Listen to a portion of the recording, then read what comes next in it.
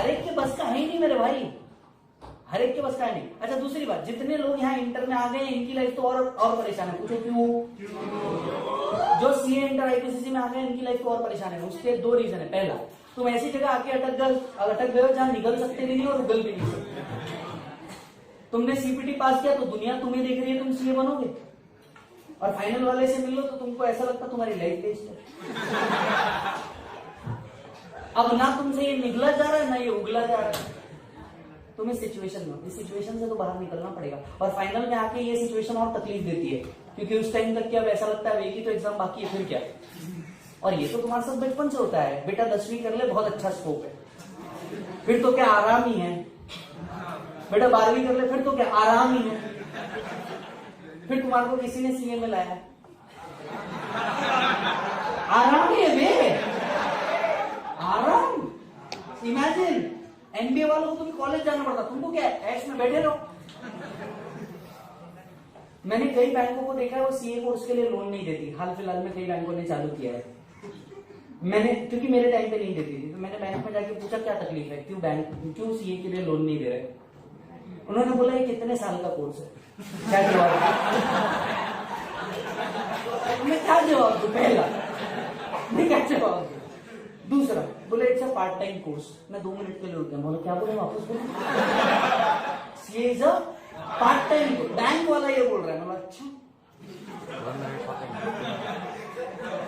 ये अलग विषय। मैंने बोला पार्ट टाइम कैसे, तो बोले कैसे आपको कोई कॉलेज नहीं है, बात तो ऐसे ही बोल रहा है।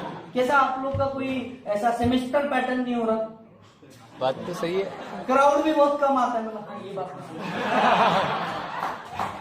तो बोले it's a part time course, part time course है, इसके लिए आपको नहीं दिया जाता। मैं बोला साला सबसे ज्यादा एंगेज ही अगर कोई स्टडी के अंदर में है तो वो प्रोफेशनल स्टूडेंट है, और तुम कहते हो ये पार्ट टाइम कोर्स है। तो बेटा कुल मिला के बात ये है कि तुम्हें सब परेशान करेंगे और ये सब तकलीफें आएंगी। It's all up to you whether you want to do it और नॉट। और किसके लिए करना है? ये 3 लोगों के लिए। ये जो 3 लोग मतलब लिटरली ये आप ले जा करके अपने रूम में रखें, और जब जब भी आपको मोटिवेशन की जरूरत पड़े, यू डोंट नीड विजय साडा for motivation, you need this page for motivation. कि बॉस मेरी क्या क्या गलती हुई है और मुझे क्या क्या करना है। और मैं कहता हूं इसके साथ साथ कुछ और सवाल अपने रूम में लिख के रखे। जिन लोगों को कुछ अचीव करना है, पागलपन है ना, नहीं मेरे को करना है, मेरे को करना है, मेरे को करना है, मैंने मेरे रूम में लिख के रखा है, आप भी देखिए, लिख के रखिए। If not you then who, if not you then who, if not now then when.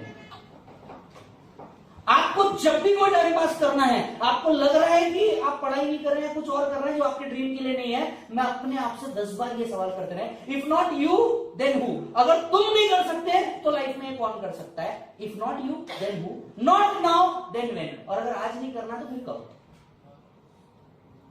और कोई भी टाइम पास करने से पहले, जब तक तुम इस ड्रीम को अचीव ना कर लो, जो भी प्रोफेशनल डिग्री तुम ले रहे हो उसको अचीव ना कर लो, तब तक के अपने आप से एक सवाल पूछे, time will pass, will you? पूछते हैं constant. You know the secret करके एक बुक है, आई थिंक बहुत जो रीडर्स हैं उन्होंने पढ़ा होगा। द सीक्रेट करके एक बुक है। ये बुक कहती है जो भी आपकी चीज है, जो भी आप करना चाहते हैं, जो भी आपका विश है, आप इसे 10 बार रिपीट करते रहे, 10 बार रिपीट करते रहे, एक ना एक दिन किसी भी तरीके से ये मिल जाएगा। इसी बुक को डायलॉग बना के शाहरुख खान साहब ने यूज किया था, दैट अगर किसी चीज को दिल से चाहो तो पूरी कायनात तुम्हें उसे मिलाने के लिए जुट जाती है, ऐसा कुछ सॉर्ट ऑफ। ये एक्चुअली द सीक्रेट बुक का एक थीम है। और ठीक उसी तरीके से आप अपने आप से पूछते रहे, if not, if time will pass will you, time will pass will you, आपको इसमें मदद मिलेगी। और simply the last and the most important point, क्या तुम्हें नहीं लगता जो तुम्हारे लिए इतनी मेहनत कर रहे हो उनके लिए तुम्हें भी कुछ करना चाहिए? यार एक बार सोच के देख, तेरे पापा सोच के देख, तेरे पास का कभी फोन चेक करना और तेरे पापा आपके पास का कभी फोन चेक करना। ऐसा नहीं है कि ये लोग बेवकूफ है, इनको नहीं समझता फोन, ये हमें बेवकूफ बना रहे हैं।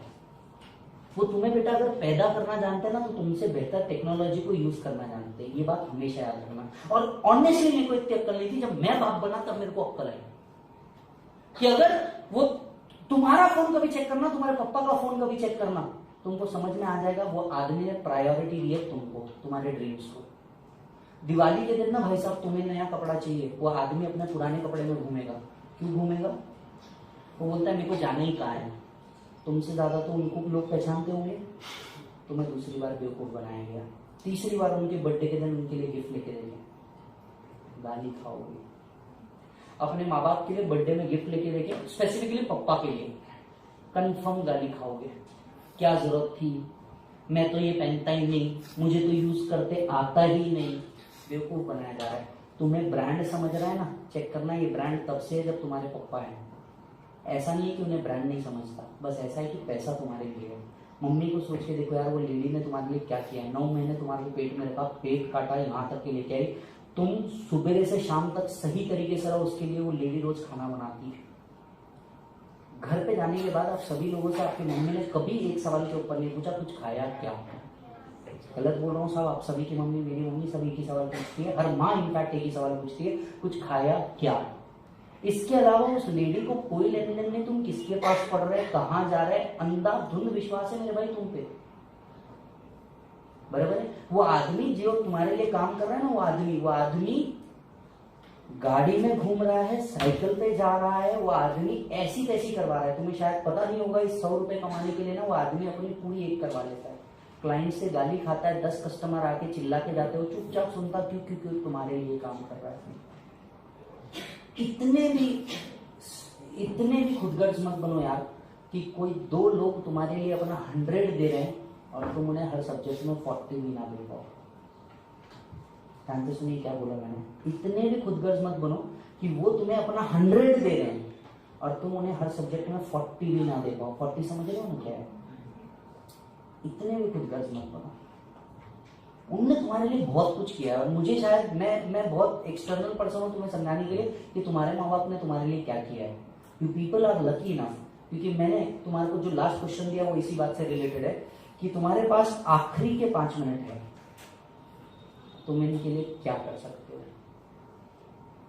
ये आखिरी के 5 मिनट ना भाई उन लोगों के लिए जिन लोगों का नाम लिखा है। तेरे पास भी 77 दिन है तेरे ड्रीम्स को अचीव करने के लिए। इस 77 दिन के अंदर में पूरे 24 घंटे हैं।